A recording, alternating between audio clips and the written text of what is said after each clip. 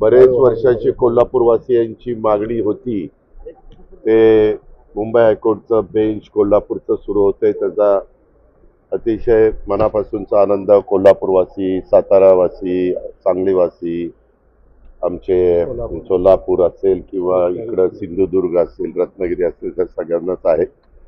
अनेक त्याच्याबद्दल लढे झाले, सत्याग्रह झाले, आंदोलनं झाली, परंतु त्याला यश आलं. आता काही जण तर त्याच्यातले हयात पण नाही आहेत, पण निश्चितपणे त्यांनी जो काही इतक्या दिवसाचा लढा त्यांच्या काळामध्ये दिला त्याला एक चांगल्या प्रकारचं यश आलं. चीफ जस्टिस स्वतः गवई साहेबांनी त्याच्यामध्ये अतिशय चांगली भूमिका घेतली.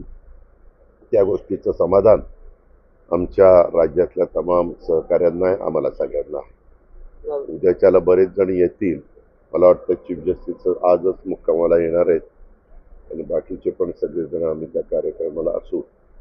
एक चांगला कार्यक्रम आहे. ह्याच्यामुळं कोल्हापूर शहराला एक वेगळं आगळं महत्त्व प्राप्त होईल. कारण नाही म्हटलं तरी एवढे मोठ्या प्रमाणावर इथं मॅटर चालतात, लोकांचं येणं जाणं चालतं. आजूबाजूच्या जिल्ह्यातले पण लोक त्या निमित्ताने येणार, लॉयर लोक मोठ्या प्रमाणावर इथं त्या ठिकाणी राहणार, अशा पद्धतीने आहे. बाकीची कोल्हापूर परिसरातली जी विकासाची कामं आहेत, मला वाटतं पुढच्या 25 तारखेला सोमवारी येणार आहे.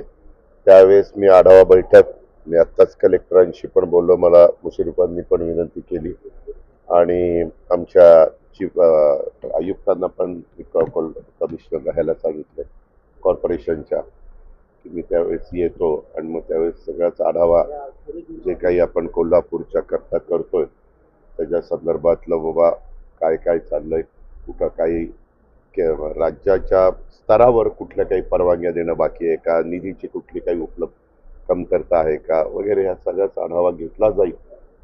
त्याच्यातनं जे प्रश्न अधिक गतीनं मार्गी लागणं गरजेचं आहे ते लावण्याचा प्रयत्न आम्ही सगळ्या प्रशासनाला विश्वासात घेऊन करू. राष्ट्रवादी पक्ष सुनील तटकरेंनी हायजॅक केलाय का असं रोहित पवारांनी त्या पक्षात काय करावं हे बाकीच्यांनी फुकटचा सल्ला द्यायची गरज नाही. त्यांनी त्यांच्या पक्षाचं बघावं. काही काही काय झालंय, काहींना असं वाटायला लागलं की आपण फारच मोठे नेते झालो आणि सगळा मक्ता त्यांनाच दिलाय महाराष्ट्राचा, असं वागायला लागलेत काही जण.